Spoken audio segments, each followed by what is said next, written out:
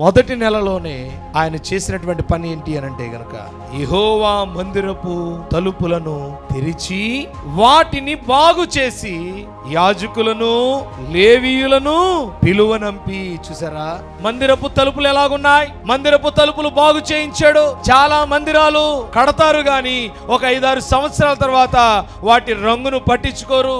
ఆ దేవాలయాల తలుపులు రంగులు పట్టించుకోరు.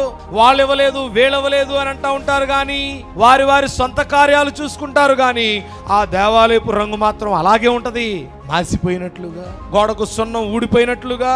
లోపల ఏదైనా ఒక కుర్చీ ఊడిపోయినా మేకు ఊడిపోయినా దాని మేకును వేసే నాదుడు ఉండడు, లైట్ ఊడిపోయినా లైటును తగిలించే నాదుడు ఉండడు.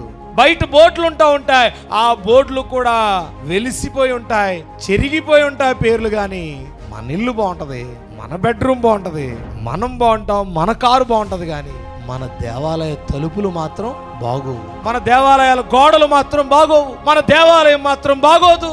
శుద్ధిగా ఉండదు, నీట్గా ఉండదు. అద్భుతమైనటువంటి రీతిగా ఆహ్లాదకరంగా ఆయన దగ్గరికి వెళ్ళి మోకరిస్తే ఆయనే మనతో మాట్లాడేటువంటి విధముగా ఉండదు కదా చాలా దేవాలయాలు.